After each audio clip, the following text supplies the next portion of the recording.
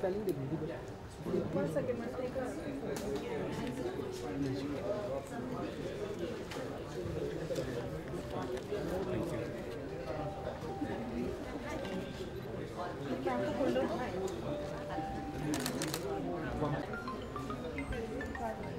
Hello हाँ जी ठीक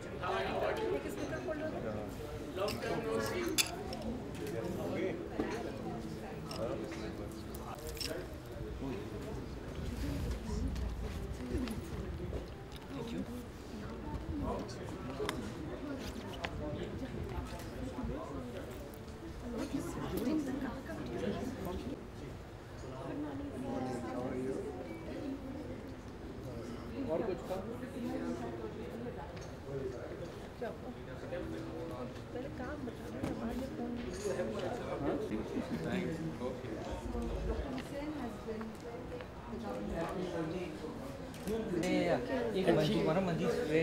just brought out a book.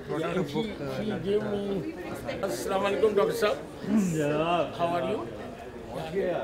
हाँ पहुँच गया अकबर हो मैं सुबह 5 बजे। अच्छा सुबह 5।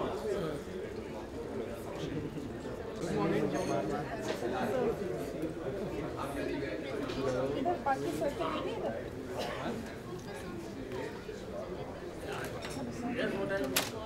सर्कल होगा। How are you? And who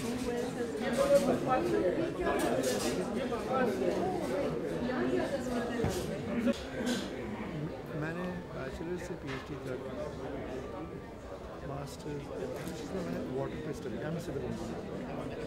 तो हम लोग ये देखते हैं कि जैसे कि हवा है कंप्रेसिबल माना काफ़ी 45 और 54 countries a lot of countries at least they are out of they cannot go so long and giving visa on arrival day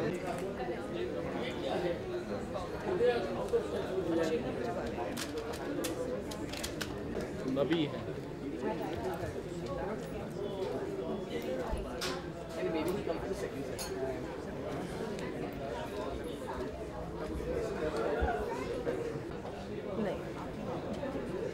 Good morning, ma'am. Good morning. How are you, ma'am? I'm fine, thank you. ये सारे column क्यों भरवा रहे हो? ठीक है ma'am, हम जानते हैं। नहीं, जब सब कोई भर रहे हैं हम लोगों को भी भरना चाहिए। अच्छा।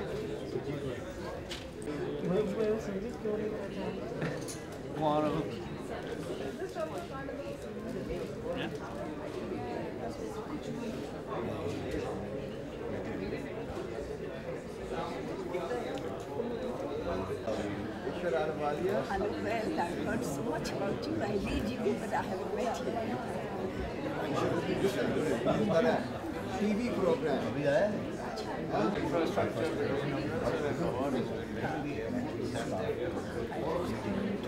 पढ़ने का लगा दूँगा जो एक मीटिंग कर लेते हैं सब स्टाफ को उनसे मिला दूँगी और उनके पेपर्स पढ़ना चाहिए। Totally new. Hi, Doctor.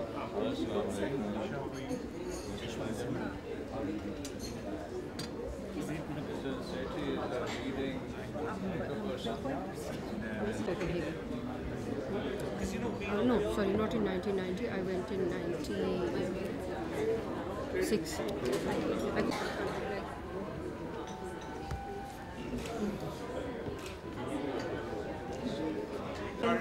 Very warm regards. In fact, our country drugs.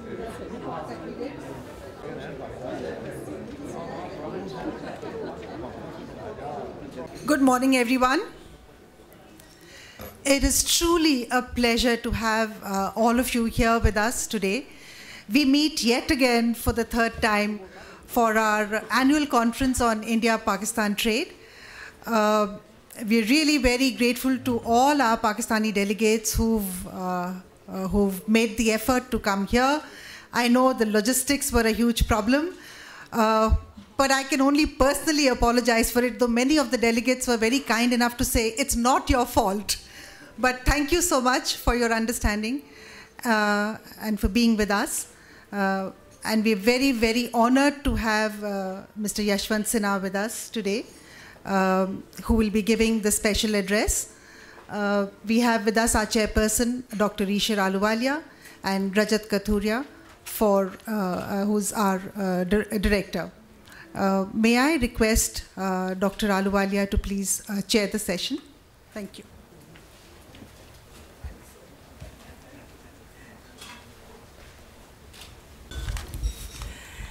Shri Yashwant Sinha ji, Dr. Rajat Kathuria, ladies and gentlemen, it is my privilege to welcome you all to this annual conference on financing India-Pakistan trade on behalf of ICRIER. We are very fortunate to have with us Shri Yashwant Sinha, former Union Minister for Finance and also External Affairs. He has graciously accepted our invitation to deliver the keynote address at the conference today. We also have with us Dr. Salman Shah, Dr. Ishrat Husain, and several eminent academics and experts from Pakistan and India who will be speaking at the different sessions spread over today and tomorrow. My very warm welcome to all of you. I'm also very happy to announce that the book, India-Pakistan Trade, Strengthening Economic Relations, will be released today by our Honorable Chief Guest, Shri Sinha. The book is a compendium of research studies conducted under this project under the leadership of Professor Nisha Taneja, who has single-handedly brought an excellent team together, both in India and in partnership with Pakistan, to really carry through the excellent work done in this project. The book is edited by Professor Taneja and Dr. Sanjeev Puhit.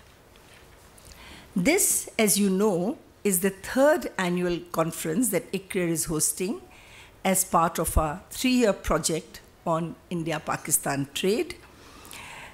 This conference has emerged as a key platform for eminent people from India and Pakistan to have an informal discourse on trade and economic relations between the two countries. This project aims to facilitate dialogue and enhance mutual understanding between our two countries through targeted research and fostering dialogue in multiple fora and at several levels. If I may say, ICRIER is the only think tank in India which really has been working on India-Pakistan trade on this scale. We launched our South Asia Economic Cooperation Initiative as long as 15 years ago. And then this project has given us an opportunity under the leadership of Professor Taneja to really take it forward, to consolidate and bring it to a level where we go beyond research. We bring policymakers to talk to each other. We bring private sectors together. It has helped us to consolidate past studies and take the research agenda on India-Pakistan trade normalization forward. Research is a key component of this program, and we have been collaborating with several researchers from a number of think tanks and universities in India. In Pakistan, we would like to extend our gratitude to LUMS, Lahore University of Management Sciences, IBA, Institute of Business Administration, and Sustainable Development Policy Institute, SDPI, for engaging with us since the beginning of this project. We are also collaborating with the business councils and chambers of commerce in both countries. The research and publications undertaken under this project have gained wide recognition, and the research has been targeted at specific sectors which hold phenomenal potential in enhancing our bilateral trade.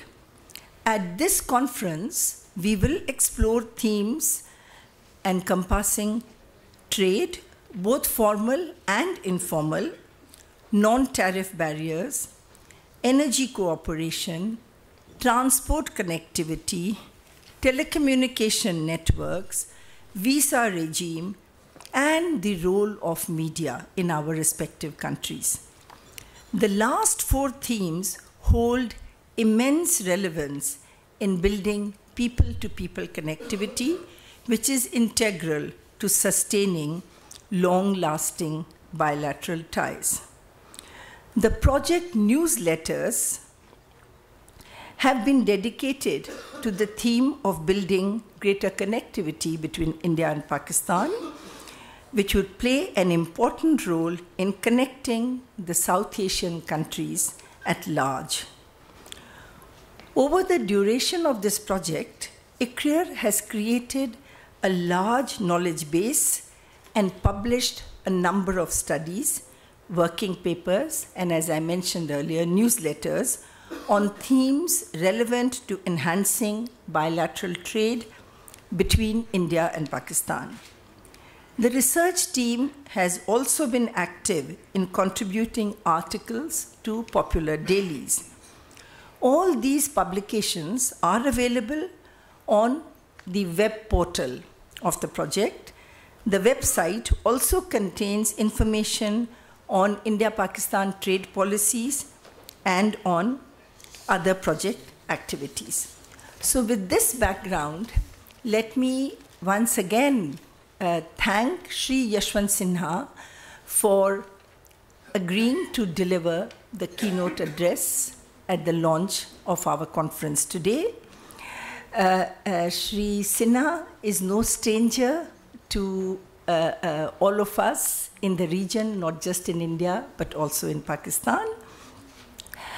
He was born and educated in Bihar, in Patna, and he is one of those rare but now growing examples of people who start with public service through the administrative route and then move on to the electoral space. Shri Sinha was an IAS officer. He joined the service in 1960, but about 24 years later, he left the service and joined active politics. He was elected to Rajya Sabha, our upper house of the parliament, in 1988. He was the finance minister of the government of India from November 1990 to June 1991. Very difficult times for the economy and for the polity, and he was the first finance minister to focus the nation's attention on reducing fiscal deficit.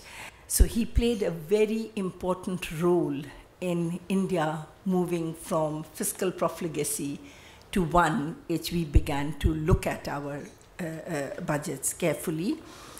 Shri Sinha was elected to the lower house of Indian Parliament in 1998 and again became finance minister in March 1998 and continued until July of 2002. Again, this was a tumultuous period for the world economy as well as the Indian economy, and he played a very, very important role both domestically and in bringing about intergovernmental consensus internationally on some of the very complex development issues. He was re-elected to the Lok Sabha in May 2009 and completed his tenure in May 2014. He was chairman of the Indian Parliament's Standing Committee on External Affairs He has been External Affairs Minister, as I mentioned earlier. He's in his position as Finance Minister. He was also elected Chairman of the G20 group. And so we cannot think of someone more appropriate to address us on the complex issues, because we really need to have the wisdom of someone who has seen the complexity of the economic challenge and also the compulsions of foreign policy for our country. So with these words of introduction, may I invite Shri Yashwant Sinha to please deliver the keynote address.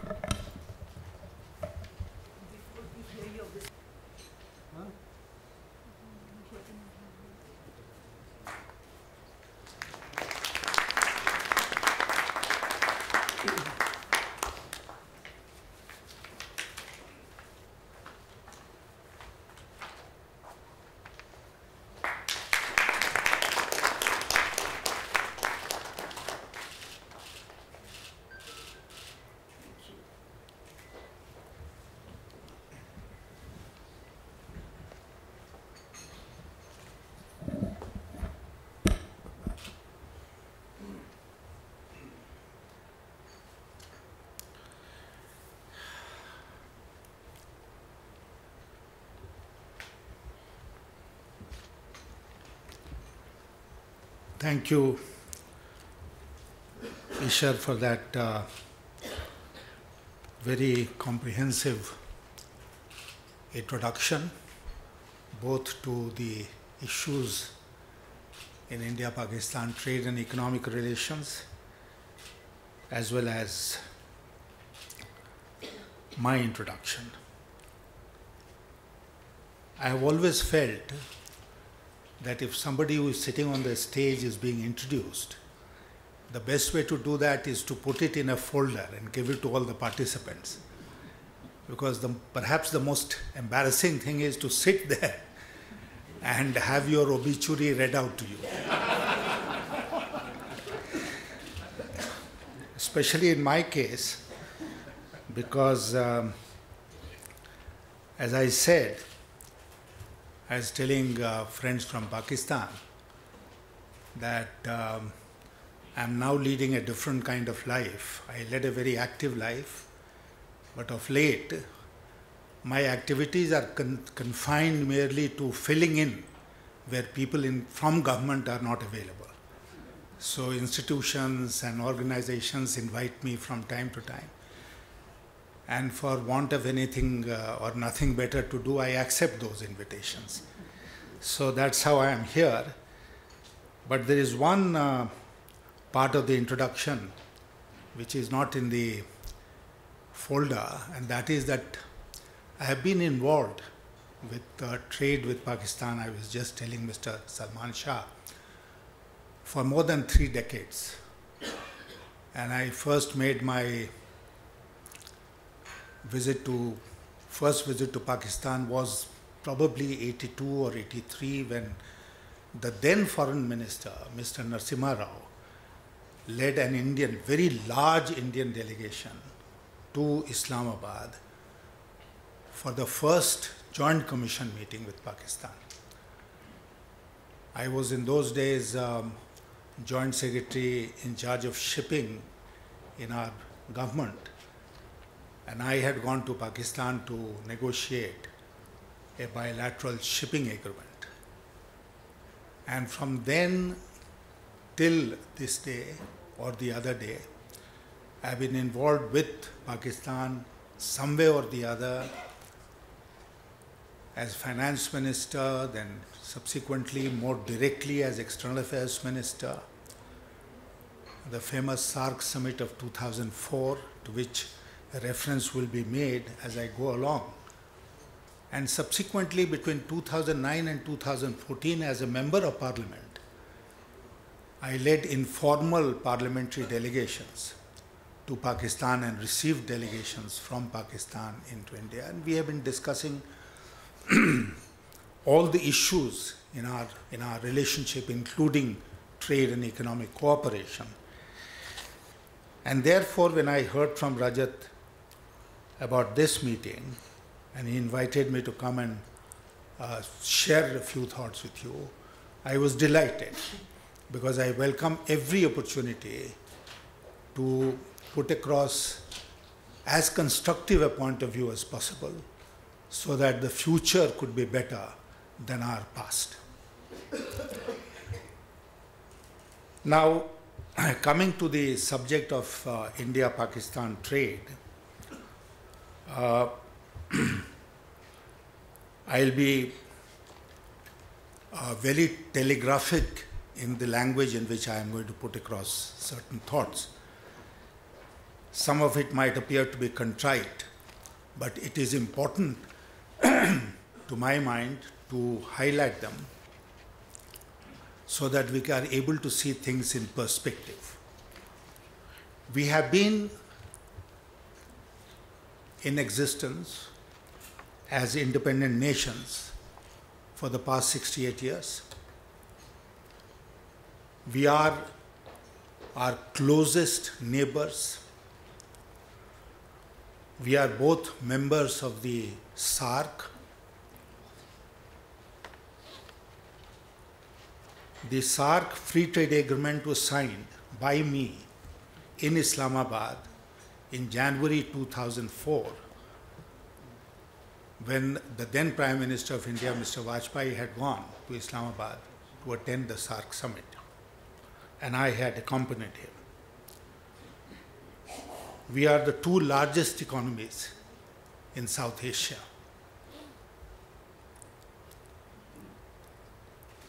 These are some of the facts which need to be highlighted. Then all of us believe in some things, and therefore all of us are here. A friend from Pakistan was just telling me that when he was crossing from Wagah border into India, he was told that he is traveling on a conference visa, and therefore he should do no business, sell nothing in India. So if I like his tie, he can't give it to me.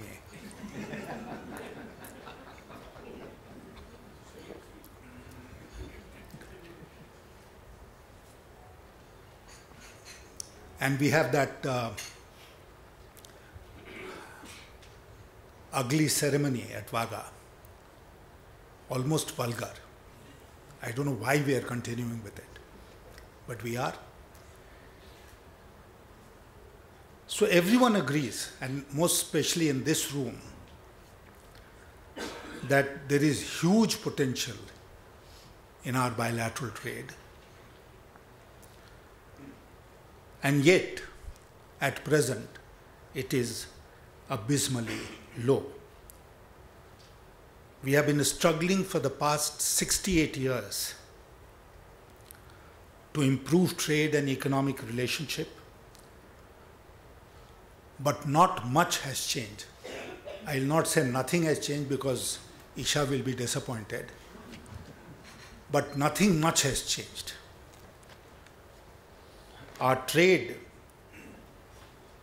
in one decade has gone up from 0.6 billion US dollars in 2004 to 2.7 billion dollars in 2014. Everyone agrees it can go up to 15 to 20 billion if we just put in place the necessary measures. We have not achieved this potential because there are impediments. And therefore, in this conference, let's look at those impediments and try and deal with them.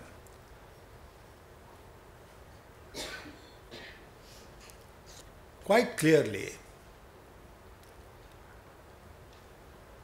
trade and economic relations between our two countries have unfortunately been a victim of politics.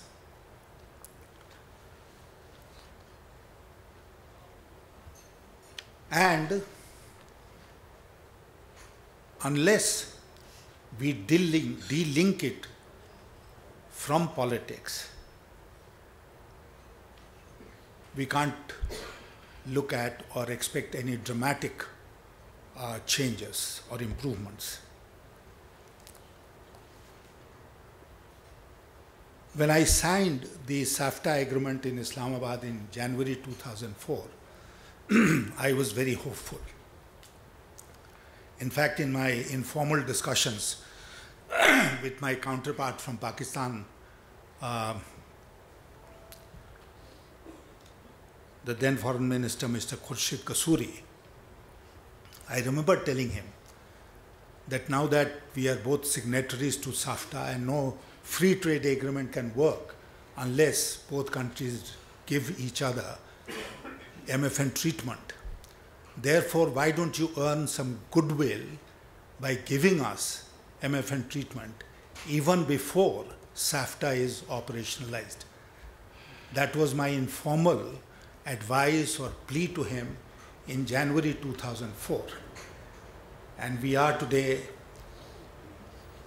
in February 2015, and that still remains a distant dream.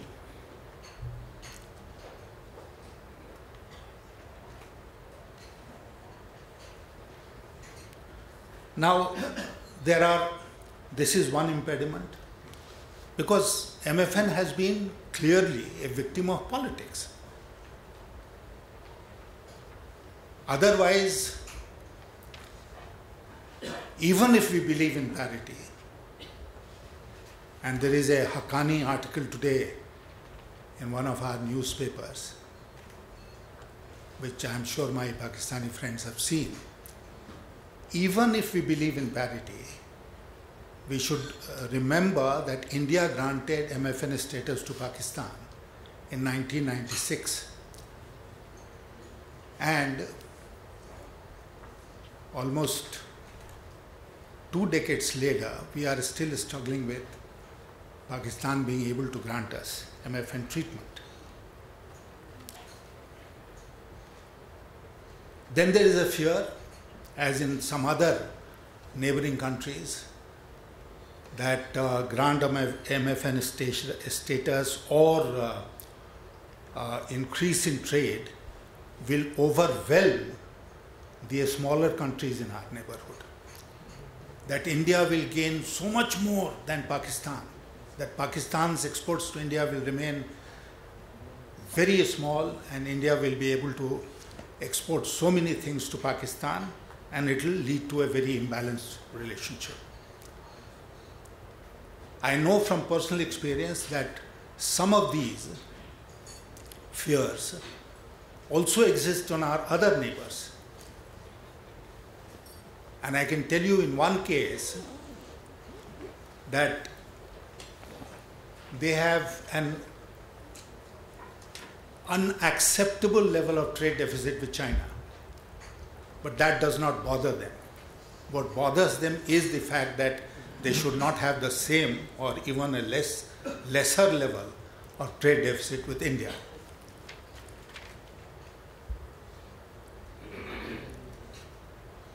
And no country can overwhelm any other country through the trade route. Those days are gone. The days of East India Company are over.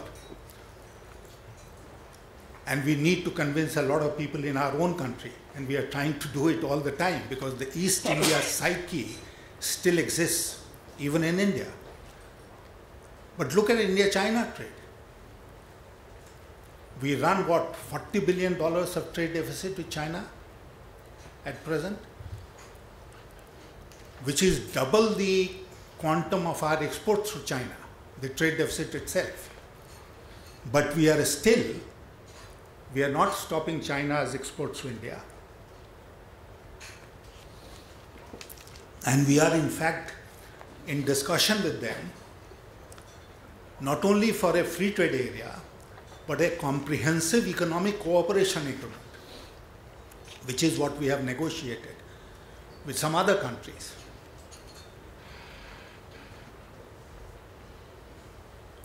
We are still struggling as far as India and Pakistan are concerned, despite SAFTA, with positive list, negative list, barred list, this list, that list. Some progress has been made, as this book will reveal, and we might all be aware. But it pains any observer of the scene to see that we have so many items which are in the forbidden list of import in both countries. And I will not quibble about whether our list consists of 100 and your list consists of 400 or whatever. The point is, it is this mindset. Now, trade cannot take place